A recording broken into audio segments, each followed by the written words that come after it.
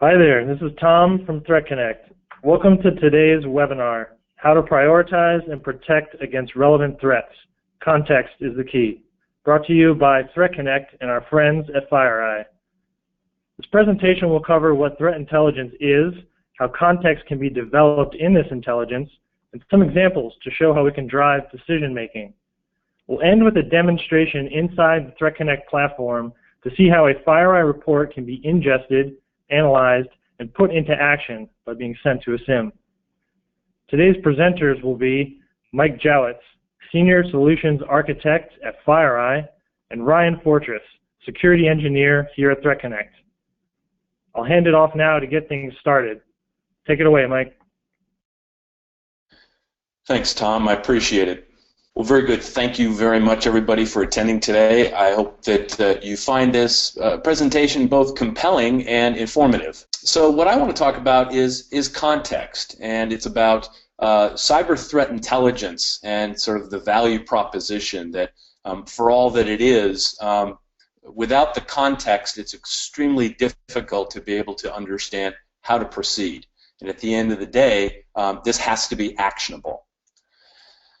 Something that we've been very focused on is the idea that it's about the adversary. Unless you understand what your adversary's motivation is, what their intent and capability, it's really difficult to understand the associated risk to your enterprise. If you don't have this threat context, there's no way to accurately assess the risk. How do you determine the most effective strategy to counter the threat, or even calculate the ROI for your security investments?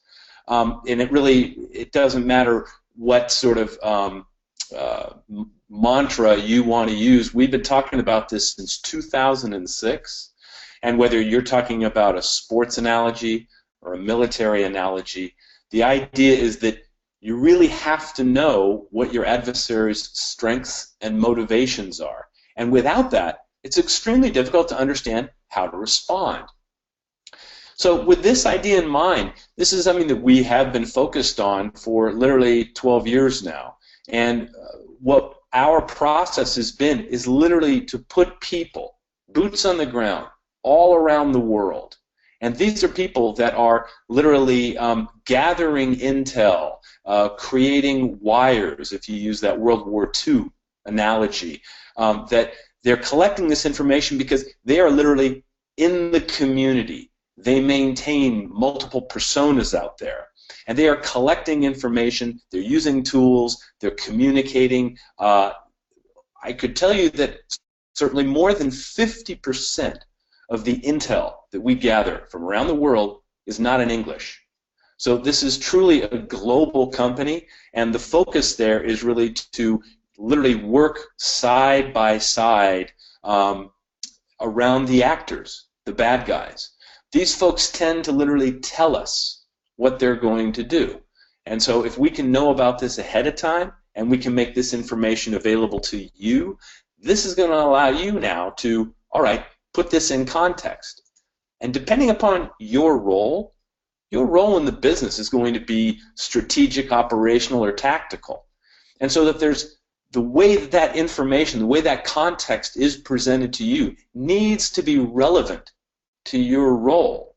Because whether you're determining that you're going to be building a new plant in Brazil, what's the threat landscape look like down there?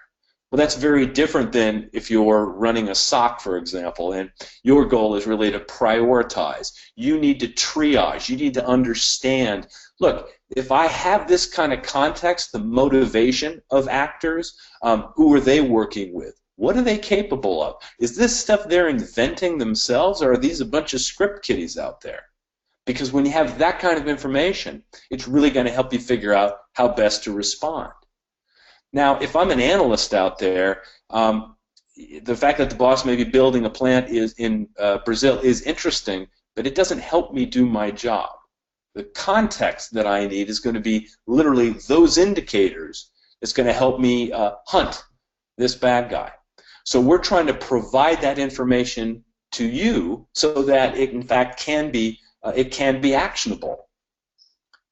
The problem we all have, and I mean we all have it, is taking far too many events out there that are the genesis are these alarms that are going off.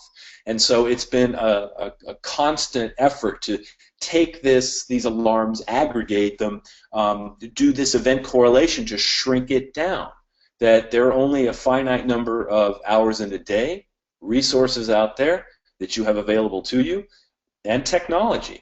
So historically, what happens is it gets all the way down to machine-based prioritization and machine learning. This is all incredibly important. I'm not suggesting that you don't need to do any of this. You do. The piece that we're trying to add from the iSight, FireEye side is to have that human event prioritization. In other words, put eyes on it. It goes all the way back to the beginning of literally people on the street gathering this. You know, this is what they saw. This is what they observed. This is what they captured. This is not second-order effects or third-order effects. This is what they found. This is all then correlated back with our own analysts that are centered around the world to create these reports. This is that human event prioritization to create the context that's usable for you. Now, it's important that for this information that's coming in, you are currently gathering this and using tools that you have today, but a majority of that information is coming from the various attack surfaces. In other words, if you're pulling it in from your endpoints, your servers, your infrastructure, and pulling it into a SIEM, all of that is incredibly important, and you do need to shrink that down. What's unique about this cyber threat intelligence is that it's very focused on the threat source itself.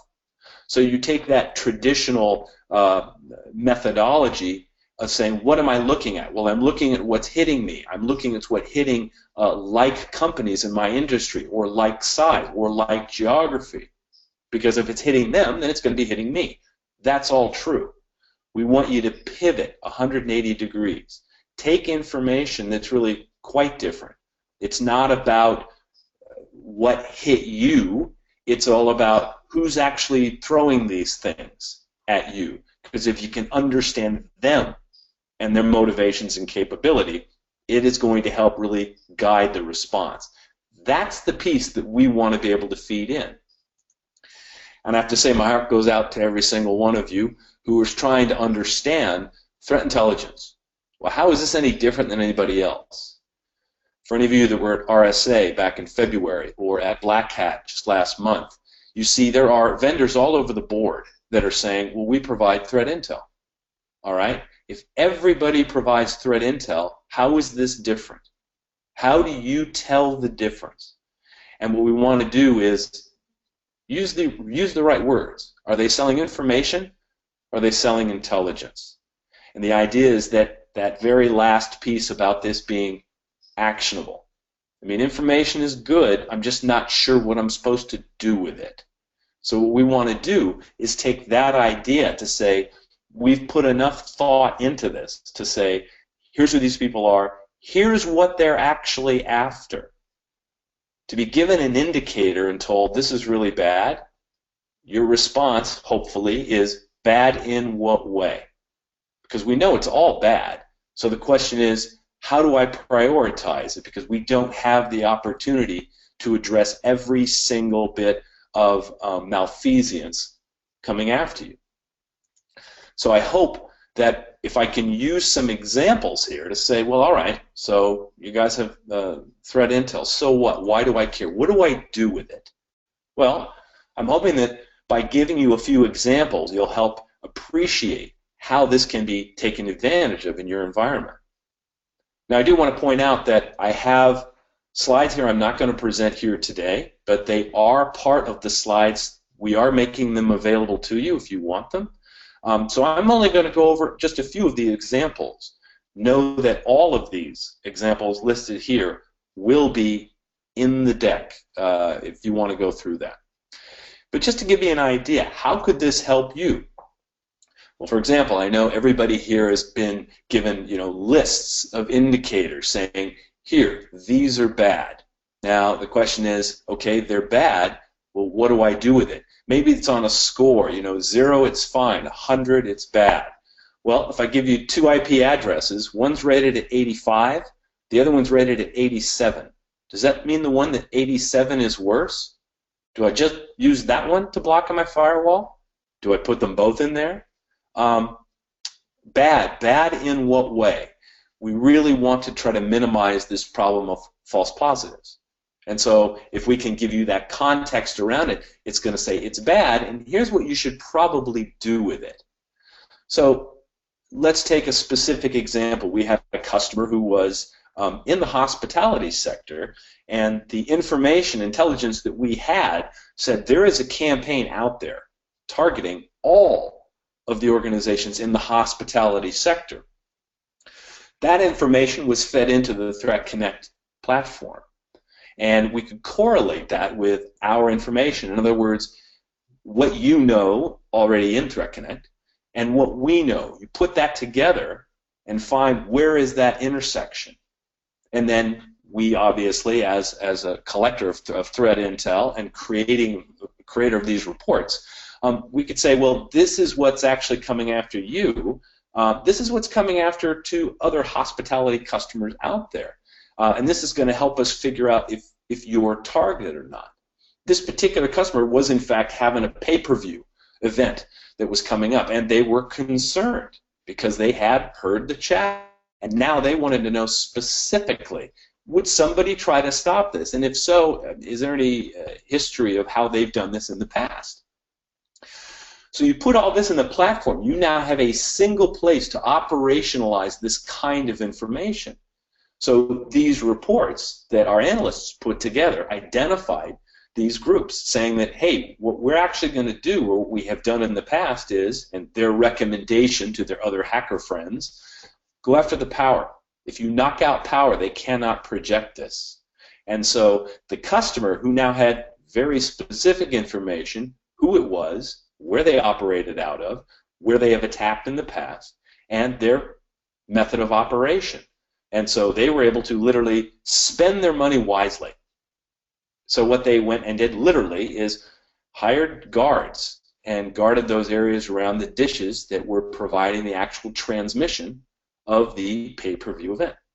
And it went off without a hitch. So that's one example that actually pivots from the cyber world to the physical world. How about the problem of distributed denial of service? This is something that is hitting more and more.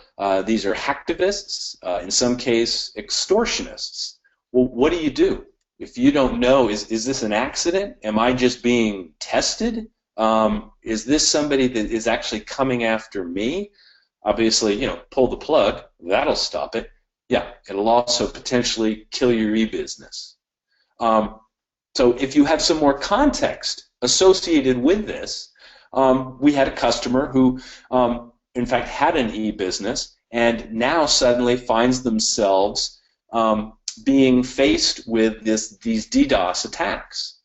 And with information that ThreatConnect could then take their information, take our information, use their diamond model. In other words, connect the dots. Who's the victim? Who's the aggressor? What infrastructure is being used? You tie all these things together, and what turns out, the kind of information that is available to you now is DDoS for Bitcoin, is an organization out there that makes money by attacking people and shutting down their services. They went so far as to actually demonstrate to this particular customer of ours and shut down part of their portal to say, look, we're the real deal here. We're not kidding around. So based upon information that we had, our customer was able to approach their ISP. And if you've ever tried this and you ask an ISP to modify their service, they're extremely hesitant to do that on hearsay. They need concrete information.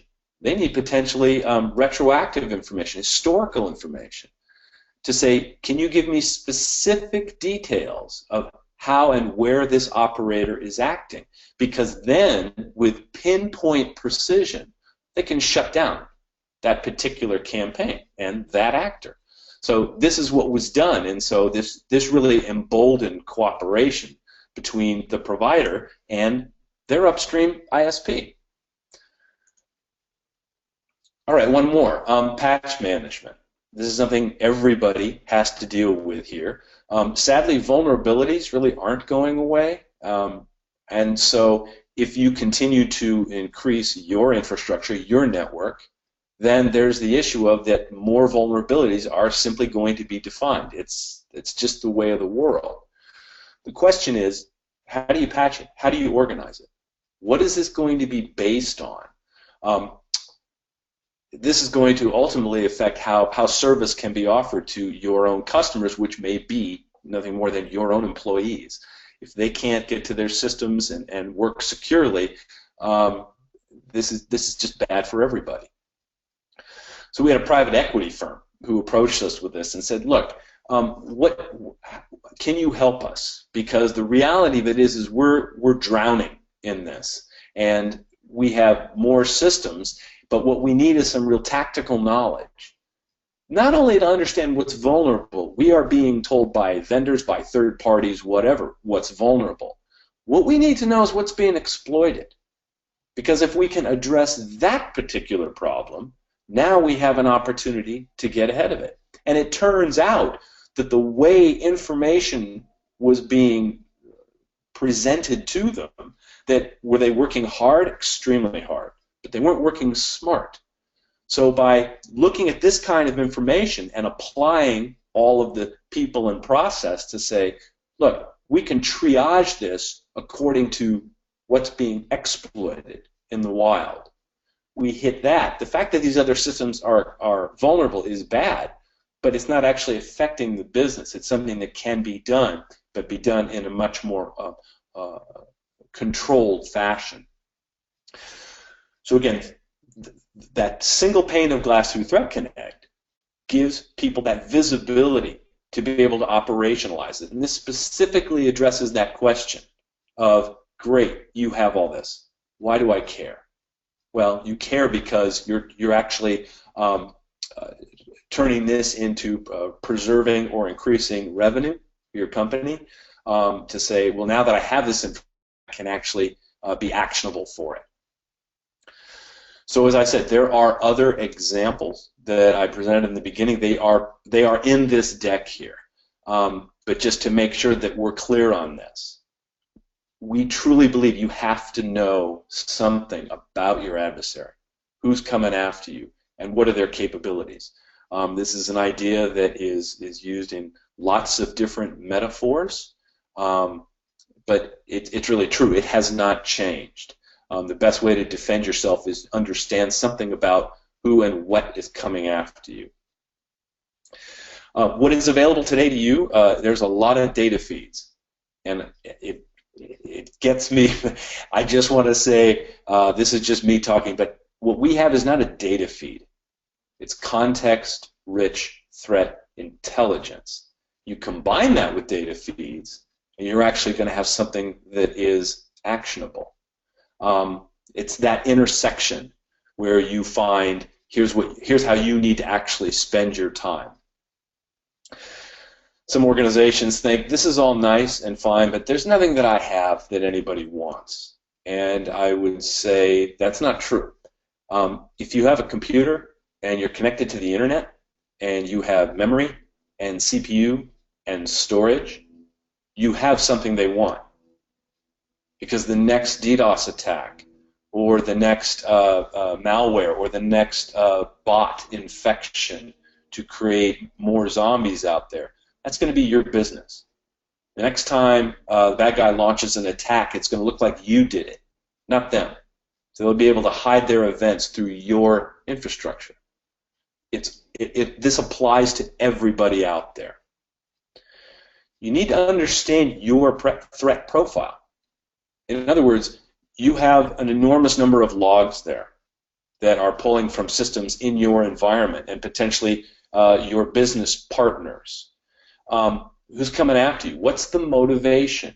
Do they want to steal money from you? Do they want to steal intellectual property, because how those people attack you are quite different.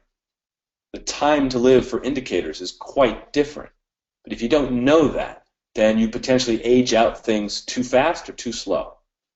Is it hacktivism? Is it something that something says, look, I just don't like you? And that's the primary goal of hacktivism. They want to make a political statement. Well, you need to know that. Because if you know that, it's going to help you defend yourself, that the money you spend fixing stuff is actually applicable to who's coming after you. And as we said, and I don't mean to harp, but you have to understand these people or there is a problem. So ThreatConnect completes the picture here. You need to have a way to be able to operationalize all this, and this is a great platform. You have lots of different tools there that provide different functions today. If you need a place to centralize this, this is a great way to do it. The last thing that I want to leave you with is, as we started our relationship with ThreatConnect, it was really sort of interesting because our friends gave us access to their system so we could learn about it and understand it. And we had someone within about 15 minutes said, this is a web-based front end. Well, FireEye has this plugin that we can put in just a minute or two. We authenticate with the keys that we provide at FireEye.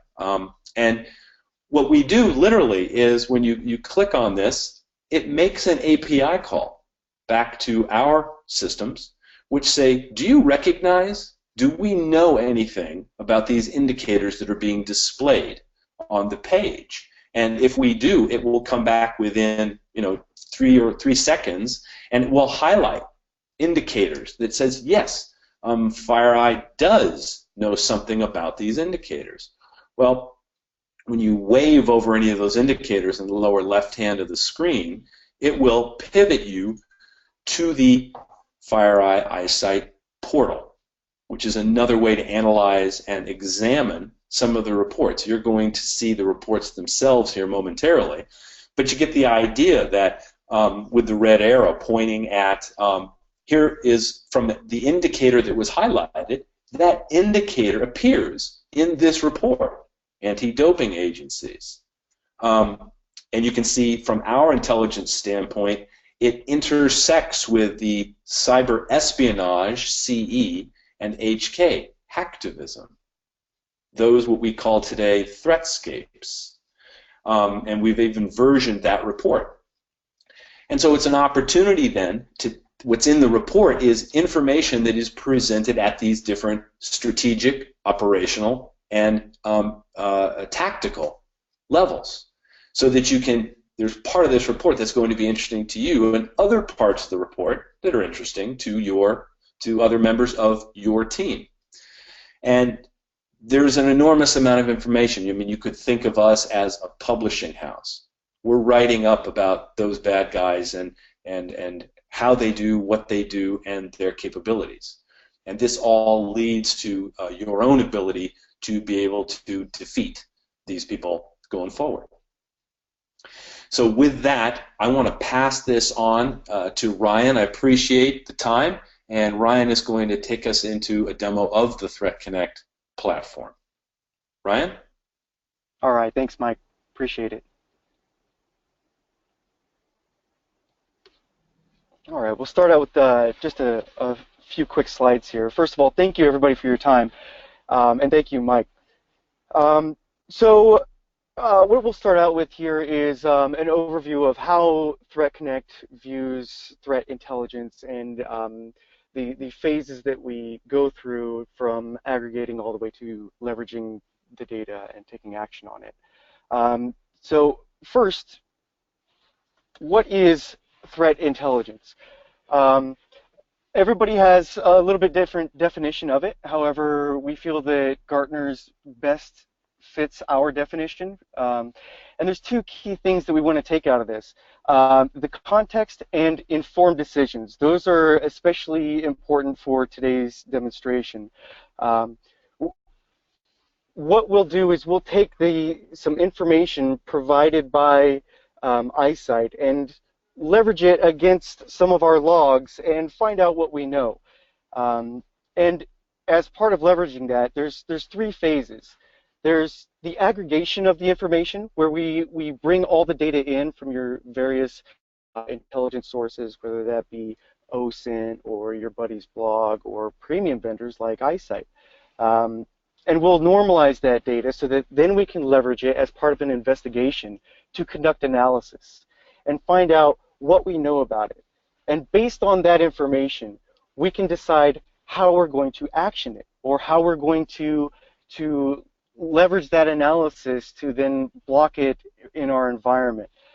And so those are the three phases that ThreatConnect uses as part of threat intelligence. And so in today's demonstration, we're going to go through those three phases. The first will be ingesting the threatscapes from FireEye. I'll be focusing on the cyber espionage and hacktivism, similar to what Mike demonstrated earlier. And then we'll bring that data into ThreatConnect, and I'll show you how it's organized and how you can pivot from the indicators to the documents to understand the context around why that indicator is bad. So we have a saying that an indicator by itself means nothing. If you give me an indicator and tell me it's bad, I don't know why it's bad. If it's a C2 domain, I'm going to treat it different from a DDoS infrastructure. So it's important to have that context. And once you have that context, so we're going to bring that data into, in today's example, we'll use Splunk, and we'll cross-correlate our logs with the intelligence ingested from the various feeds.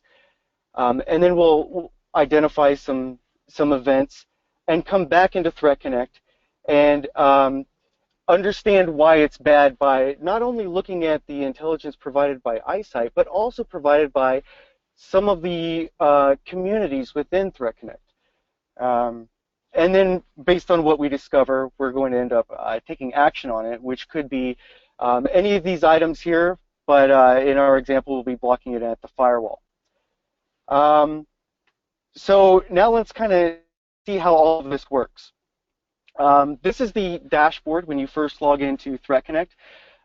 You see that you'll be greeted with some brief overviews of what's going on currently. Any of the indicators or groups that I've looked at recently, as well as any recent incidents and currently open incidents. And then we also have our workflow functionality below, which is going to be some of our tasks. So these are tasks that are currently assigned to me, as well as tasks that I have visibility into. And down below that, we have our organizations, communities, and sources. So an organization is going to be your own little playground or your own sandbox where you can create your own intelligence and enrich it and copy things from other sources, any of your sources down below, or even items from other communities, and mix and match this information to fit your needs. And if you would like, you can then take that information and share it into a community. We have lots of different types of communities from various industries like oil and natural gas, financial, energy, to regional communities. And the benefit to this is the members of that community can share the indicators and information with each other and collaborate on different items. You can see over on the right here, these are recent contributions to the common and subscriber communities. So you can see that there's anything from, is this IP part of the Microsoft Azure IP space, to full-blown incidents of links from within the subscriber community, the incident with direct links to the indicator and the pastebin's full-blown research products. And the benefit, the real benefit to these communities is they can be leveraged the same as a feed. So if somebody in your community is experience a DDoS attack, they can start to post that infrastructure to the community, and you can start to ingest it immediately. So you can proactively start to investigate it, and if you determine to block it, you can go ahead and do that now instead of waiting until you're attacked. And down below, we see our intelligence sources. So these are going to be your open source intelligence feeds, as well as the premium feeds like FireEye. And not just a single feed for FireEye, because they provide several threatscapes. So we create a source per threatscape that you can then go in there and leverage. And so now we can look at how that information is organized that we ingest from iSight. And again, I'll be focusing on the cyber espionage and hacktivism sources. And so I'll go ahead and uncheck my Acme Corp. And now you can see these are all indicators from those two sources. And if I come in, and we'll just choose one here and view how it's structured. If I come in and view the details on it, we can see that this IP address has some geolocation data associated with it. We can see that there's associated intelligence with it, and we'll focus on this in just a second. But we also have various attributes. Attributes are arbitrary key value pairs for anything that doesn't fit nice and neat. This is kind of a way to organize that information. So we see the report ID and the URL for a direct link back to it, and some other information, as well as some tags here. These tags are going to play an important part here in just a second. But let's look at the associations. So if we come up to the top and look at the associations of this indicator within the cyber espionage threatscape, we can see all of these other indicators are associated. Now, why are they associated? What is our context behind that? As Mike was demonstrating earlier, iSight provides the documents to go along with those indicators, not just the indicator itself. So I can pivot from this indicator to the document and download it, and we can view the brief synopsis above, as well as some other associated infrastructure and other attributes as well. And now that we've downloaded this report, we can open it, and this is our context as to why those indicators were indicated, or what those indicators were indicating, what kind of compromise. Again, you have your overview, you have all your key points, and all your pertinent information, as well as TTPs. And here's all those indicators. So if we scroll down, we'll see all the indicators that were associated earlier are all right here defined in the document itself. So if you ever see any of these indicators generating events in your SIEM, then you can pivot from the indicator to the document to understand why it's bad or what it means to you. And the other benefit to this is by ingesting those documents, we index all the data inside of it via Elasticsearch. So if I wanted to search for anything within that document, we'll go ahead and download and open it again, and just grab a piece of information from it. Then we can do a search, and it's not just going to search for the indicator, but it's also going to search for any other documents that contain that information. So for example, we'll just grab hacktivism. And so if we come up here and we search for all hacktivism within ThreatConnect, we'll see any documents that reference hacktivism. And you can see these documents here are the results. So what can we do? We have this intelligence, we have the context behind it, but how can I leverage this in my environment? Well, through our extensive API and a Splunk integration, we can ingest this information into Splunk. And so this is our ThreatConnect Splunk app, available on Splunk base. Anybody can install it. And this is the dashboard that you're greeted with when you first log in. You can see up at the top, these big number statistics are a representation of how many of each indicator type we've ingested from ThreatConnect. Now, you don't want to ingest everything because we don't want to generate too many alerts and dilute the pool of things that are really bad. So what we allow you to do, and so I'll just do a quick overview. This is over the last 7 days, these are all the correlated events of logs to the indicators ingested. And below is a table representation of that. And we can expand this, and we can see that this indicator came from the CI Army IP block list. And if there were any tags or associated groups, we would see that here. And we can also see the original event log that generated this event. But let's show how to ingest this information and filter down on the information that's most pertinent to us. So I configured a source. If we come into indicator downloads, for the iSight cyber espionage threatscape.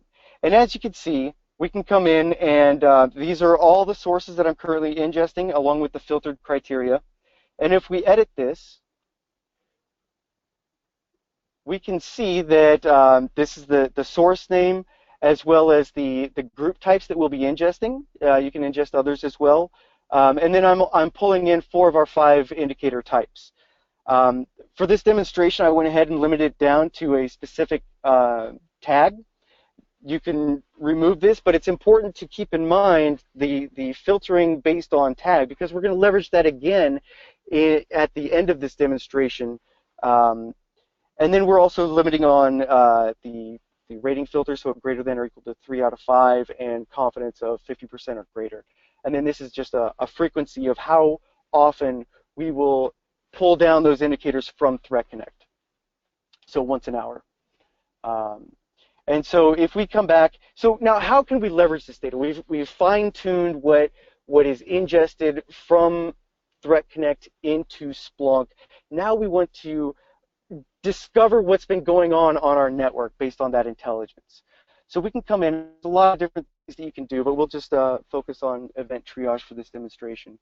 The event triage is going to show line by line each event that was generated based on the correlation of the information from those various sources against our logs. So I have a lot of various types of logs in here. Got some Cisco, some Bro, a lot of Sophos, so on and so forth.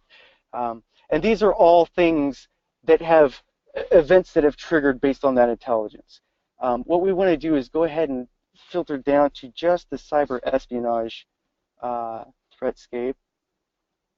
And what we'll do, and we're filtering based on the last 7 days. So in the last 7 days, we've had 3 events trigger, all 3 within a few minutes of each other.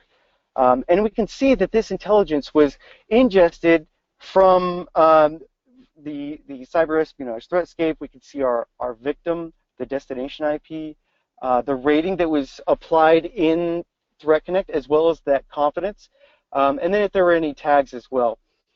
And so now we see that are going on our network. We see that this IP address that iSight is telling us about is communicating with our network. So what can we do about that? We want to find out what this is a part of. So there's several ways that we can do that. We can go in and just filter down, because we already know the source. We can filter down that IP address and see it here. Or we can also come in and add it to our analysis. We have an analyze feature where you can import a PDF and it'll convert it to a flat file. And so we'll just kind of cheat that here by putting in the IP address, and it will show us what ThreatConnect knows about that IP address. So we can see that it exists in these 2 communities, these 2 sources, and this organization. And if we expand these, we can see the attributes associated with it, any groups or incidents, as well as any tags. And this will be different for each source, because maybe one source has one view of it and another source may have a different view on it. And so the importance of this is you can cross-reference the information from the different sources to get the best picture. And we can see here that this has 2 documents associated with it. The other thing that we could do is throw it into Elasticsearch or into our search up here and get all Elasticsearch results. And so what I'm going to do is I'm just going to go into the cyber espionage version of this indicator. And these are the details behind that indicator. So now we're going to start to say, why is this thing bad? Again, we have our geolocation information, and we have several documents. The thing to note here is 2 of these documents are from one source, a document from another source, and then 2 incidents from 2 other communities. So we're going to reference those 3 various types of information to understand why these are bad. So we can pivot from the indicator directly into this document, and we can download it and view, and based on the results or whatever information we see from this, we can make a decision on what we're going to do. So there's the intelligence that's provided by iSight. We can go back and look at the associations, go back to that IP address, and now let's look at what the common community, or we'll focus on the subscriber community. Let's see what the subscriber community knows about this. We can see that this was some research conducted by the ThreatConnect research team, Kyle, and what he's done is he's taken some of the information from the iSight report and then gone a little bit further, and we've identified other indicators as well. Now, where did he get these indicators? These could come from all over. Now, if I were doing this investigation, I would have started, typically where I would start is from something like VirusTotal. And there's several other tools that you may jump in and out of. But if we come back and let's look at what VirusTotal may know about this. As part of my analytical flow, I would go to VirusTotal, but that's starting to change because now using our open source JavaScript SDK that's openly available on GitHub, we've integrated the VirusTotal lookup directly into ThreatConnect. So now, instead of me having to jump into another tool to find out what VirusTotal knows about it, I can just go to the Spaces app and leverage the API to find out that these are the passive DNS entries VirusTotal knows about this IP address. And now I can come through here and start to add these if I want as indicators to ThreatConnect, because maybe they're guilty by association. And that's not the only thing. There's other integrations as well. Just for this demonstration, I decided to choose VirusTotal, but there's several others as well. So we know it's bad. What do we do about it? We've aggregated the information from various sources, which in here you can see is going to be 2 iSight Threatscapes as well as 2 communities from ThreatConnect. We've conducted analysis, and now we need to act on it. So I've come to a decision that this is indeed bad, and I want to block it on my network. Typically, I would have to jump into another tool and block it in our Palo Alto. However, with our Palo Alto integration, I've predefined the tag of pan block list, and when I add this tag, now this indicator will automatically be handed off to a predefined set inside of my Palo Alto and be blocked. There's other items as well. You could hand it off to the OpenDNS umbrella integration or any other tool that has an API. You can leverage either our Open Python SDK, Java SDK, or JavaScript SDK. Again, all of them are openly available on GitHub and documentation on docs.threatconnect.com. And create your own integrations. So the sky's the limit. But that is the demonstration of the flow as far as an analytical process leveraging intelligence from various sources. I appreciate your time. Does anybody have any questions, or Charles, you want to take it away?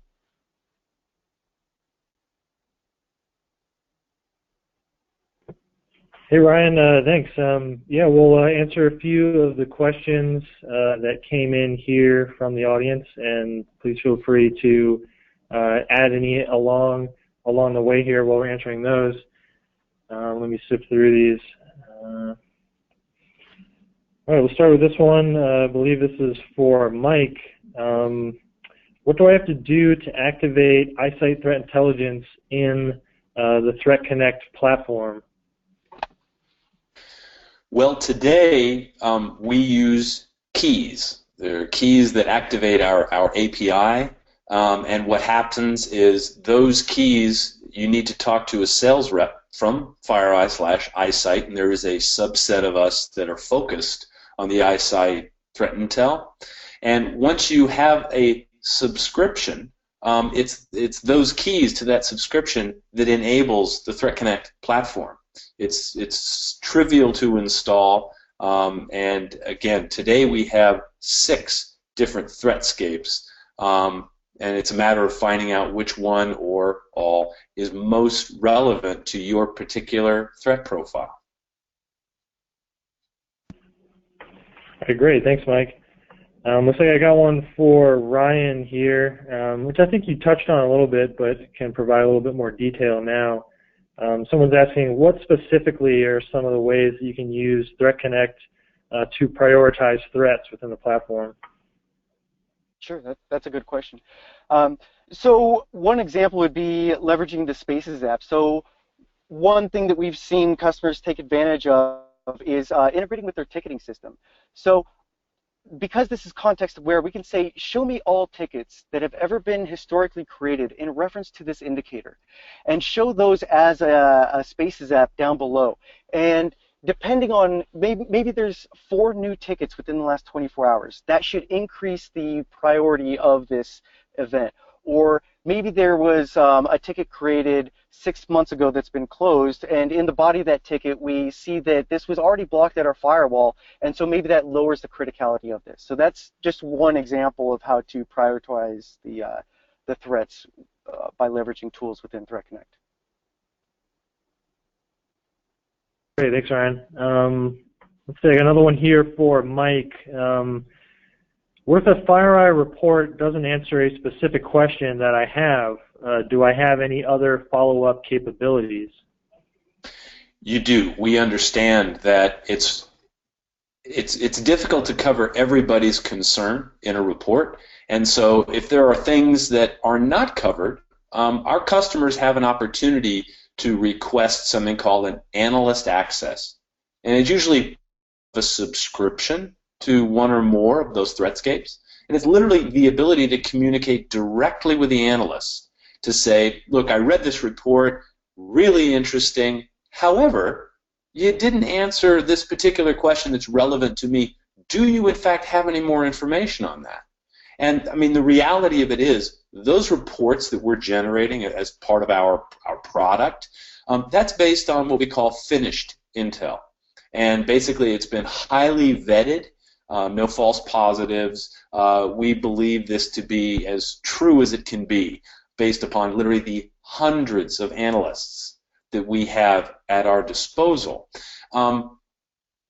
So to be able to get an answer specifically from an analyst is something that we think is a big differentiator for us, and we prize it because it's our customers that tell us what they're interested in, and that's frankly what guides the researchers out in the field to say, do you know anything more about this?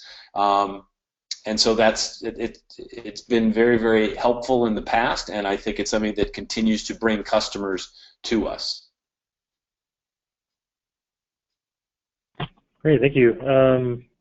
Running a little short on time, so we'll wrap it up after this question. For Ryan, you showed that ThreatConnect was integrated with Splunk. Can you let us know what the other SIEMs are that ThreatConnect is integrated with? Sure. So we officially support integrations with ArcSight, QRadar, Nitro, but we support anything with an API. We've had customers integrate with their Elk stack within a few hours. So with the robustness of our API, anything, any of the SIEMs is doable. All right, great. Thank you, Mike, and thank you, Ryan, for your time today. That's all the time we have for these questions. We'll be sure to reach out individually to answer any questions we didn't have time to get to during the webinar. We also have a recording of this. We'll be sending that over to everyone after this session. We're also happy to share the complete slide deck with anyone. Just send an email to marketing@threatconnect.com and we'll send that over to you. So again, thank you all for tuning in. We hope you visit threatconnect.com, follow us on Twitter @threatconnect to stay up to date on all of our upcoming events. Have a great day, and we'll see you all at the next webinar.